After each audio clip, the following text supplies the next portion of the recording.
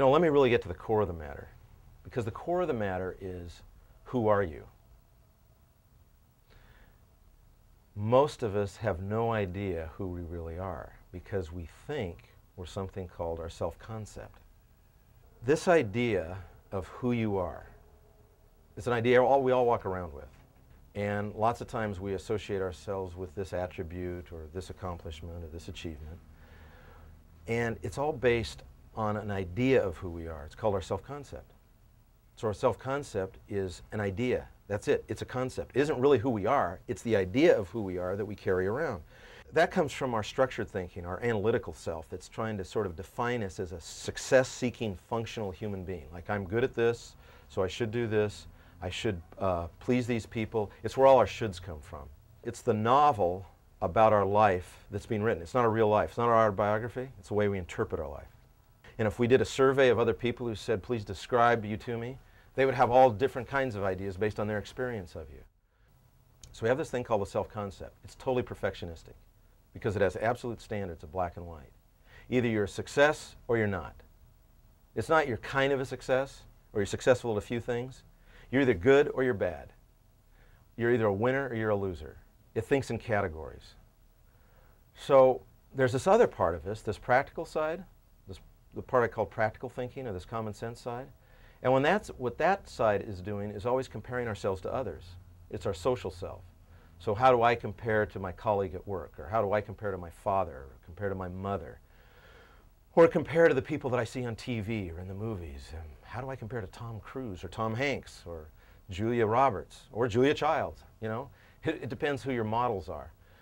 And it's kind of like John Madden and Al Michaels in the press box. In other words, you've got these two people in your head. One's kind of doing the play-by-play. They're the ones that are it's sort of telling you what's going on in your life. And that's the Al Michaels part of you. It's the common sense. This is what's happening. This is what's happening. And then the color commentator is saying, you're so stupid. Why did you say that? Oh, you're such a fool. You'll never get ahead. Oh, you don't look as good as so-and-so. Or if you were really sharp, you'd be driving a BMW. A person at your age should have a lot better house than you have now. It's that whole conversation that's going on inside of you. But see, the real thing, the real deal is your life is going on the field. It's not going on in the press box. But because we're listening to those voices in our head, we think that's our life. That's our self-concept talking to our social self. So where's the real self? Well, this other part I call intrinsic thinking. There's a part of our thinking pattern that taps somehow into a deeper part of ourselves. It's called the intrinsic part of ourselves. Now, this is the part that I really want you to think about, because we have the capacity to experience a sense of self-worth that is independent of who we are, what we do. Now think about that for a minute.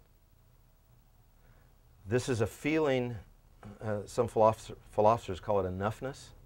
It's a feeling of I am enough just by being. Well, how many people ever get to that point, to feel that enoughness? Well, let me tell you the implication of that. When you really feel a sense of self-worth, a sense of I am valuable just for being, it is suddenly okay to understand what you really prefer. It's suddenly okay to understand what you really love. It's suddenly okay to become in contact with what really fills you up as an individual. It's different than anybody else.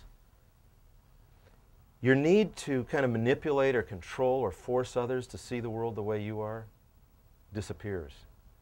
Because you realize that they have intrinsic worth and they're going to see the world differently than you do anyway. They're going to want things that are different than you. They're going to have a different favorite color than you do. And that's totally fine. But their favorite color doesn't have to become your favorite color either.